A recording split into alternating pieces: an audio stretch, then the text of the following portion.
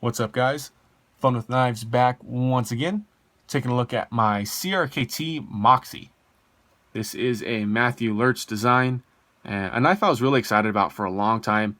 I was waiting to purchase one forever. They just seemed a little bit overpriced everywhere I found them. They were like 42 bucks, and that's just a little bit much for what you get in this knife. So I waited. They went on sale at Knife Center for 21 bucks, so just an absolute steal when I got it, and I'm happy I purchased it. It's got some cool features, some features I didn't have in my little collection so far, and it's got some weird ones though.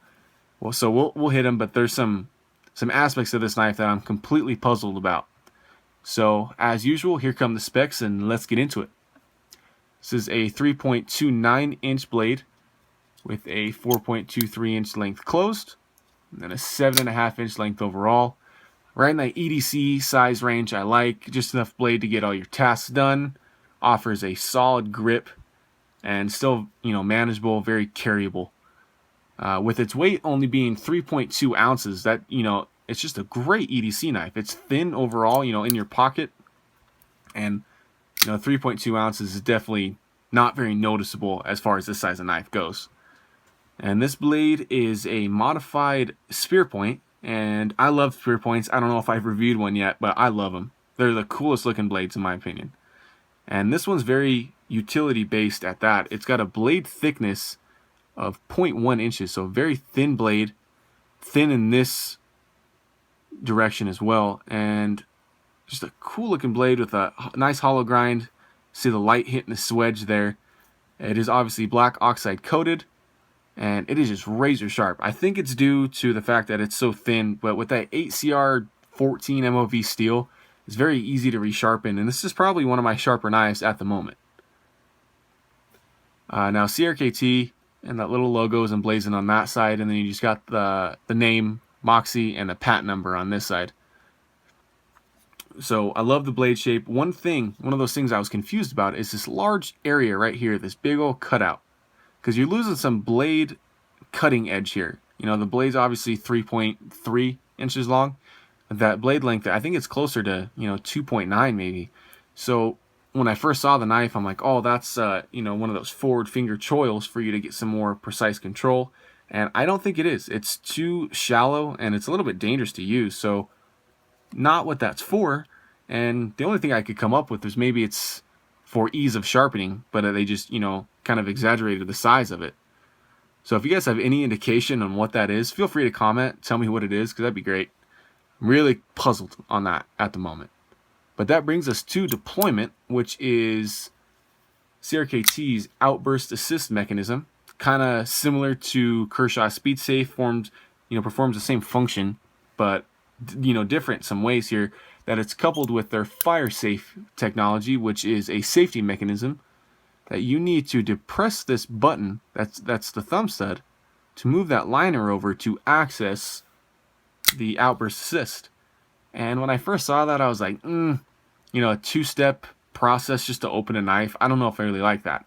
And you get used to it so fast it becomes second nature. Before, I was always catching myself like, you can't do that. You have to press down and then flick it out. And I was like, man, that's annoying. But as of now, this thing just rockets out there. I'm so used to doing it that it's just second nature. That brings us to lockup here, which is a liner lock, a fairly thin one at that, and it even over travels a little bit, as you can see. Usually liner locks you want to hit right around there. So it is over traveling a hair, but it is a solid lockup. No blade play in any direction. And those liners are black oxide coated, just as the clip, the hardware, and the blade is. So just overall good looking knife, and the lockup's just fine for an EDC blade. Very easy to move over. It's a little bit jimped there. And this handle material is a little bit technical. It's textured TPE with kind of a molded overlay. So this green material is really similar to glass-filled nylon or FRN. Just kind of a hard plastic. And then this rubberized black material and this kind of funky design is actually really grippy. It's just a little bit textured, but I've got this Moxie wet a couple times and it's even more grippy. So you couple that with the ergonomics of this handle, which are great. you get a finger control here, and then your last 3 fingers just kind of fall into line, and you just got a really solid grip on a fairly thin knife. And those overlays just kind of help in that. You got a pretty generous lanyard hole here for your paracord, and then kind of a funky clip as well. It's really wide, a little bit oversized, and it is only right hand tip down carry. So not my favorite feature for sure. I'm a big fan of those deep carry, tip up, thinner clips. So this is definitely a different thing for me. And it all comes down to personal opinion and how you carry your knives. But I'm not a big fan of this clip. And I'm really confused. And one of these other features I'm puzzled about is why they gave you such a lanyard, big lanyard hole at all if your knife's tipped down. Because usually, in my mind, if you're carrying your knife tip up, your lanyard hole is there to help you in withdrawing the knife from your pocket. So that's a little weird to me. One other thing that we didn't really talk about is this jimping here on top. And there's not much to talk about because it is essentially useless. It is too recessed into these handle scales. It provides no traction, and it's way too far back on the knife. I don't know if they expect you to hold it way back here, but I would love to see some jimping up here.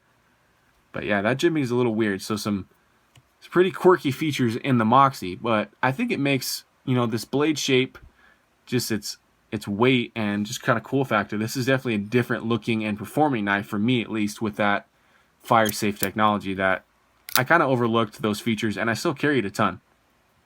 So I would definitely recommend this guy, this knife, guys. Don't pay more than $35, I would say, because it is definitely not worth more than that. You could get some other competitive options for that price point. But for what I paid for it, this thing is just awesome blade. Love it. As always, guys, thanks for watching. More knife reviews are on the way. And make sure to like and subscribe.